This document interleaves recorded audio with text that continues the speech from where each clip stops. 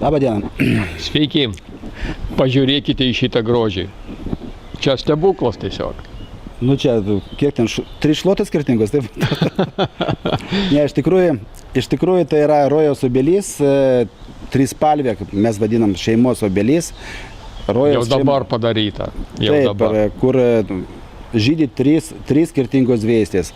Bet visų pirma, kas čia buvo?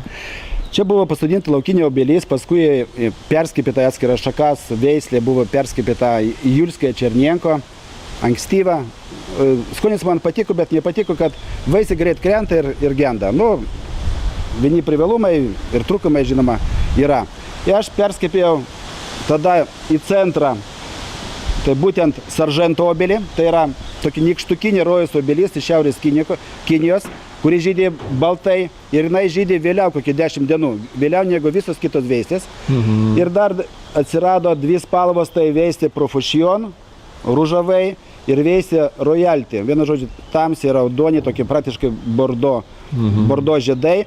Nėra kontrasto tarp lapų ir žiedų, bet dėka to, kad yra baltas žydėjimas, tai akcentuojama, kad yra kelios spalvos.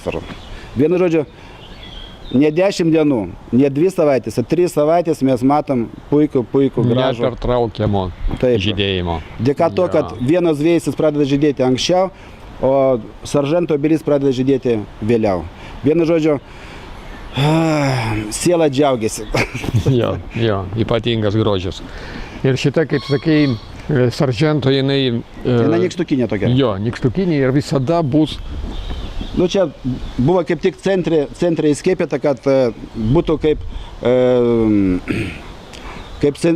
centrinė tokia, centrinis akcentas. Ir be abejo, dabar ką reikės? Reikės truputį apriboti augimą tos veislės Profusion, kadangi jinai pabėgo. Vienu žodžiu, kasmet kažkokią tai šukuoseną pagražinti ir prieiti prie tos obels. Žinoma, aukšto ūgio obelys dar kokį turi privalumą, kad tai visam gyvenimui. Pavyzdžiui, 30-40 metų. Tikrai. Mūsų vietovės smėlynė, smėlį puikiausiai jaučiasi ir nevirsta, kolas nereikalingas. Nu, pradėjome medelinį irgi tokius medelius skiepyti, kad, pavyzdžiui, viena medelė ir baltas ir raudonas žydėjimas, kad baltas, raudonas, oranžinis žydėjimas. Ir tokį medelį galima bus teirautis ir įsigyti. Puiku. Nu ką, Saržento obelys, ko dar įdomi yra, kad pumpurai yra ružavi. Ir paskui matom dar vieną atspalvį. O po to, kada pražysta pilnai? Baltas debesėlis, žydėjimą šventė. Nu ką, belieka pasidžiaugti, kad turim tokį medį ir linkėjame jums išmokti skiepyti arba įsigyti gatavą tokį medelį. Kaip geriausia dovana, kaip geriausias akcentas pavasarį. O išmokti skiepyti jūs galite su mūsų video kurso pagalba.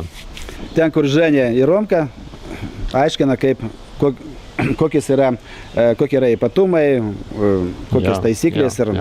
Labai daug video pamokų, labai daug. Ten tikrai išmoksite, tapsite profesionalais tikrai skiepimo. Tai kad iki pasimatymo. Iki.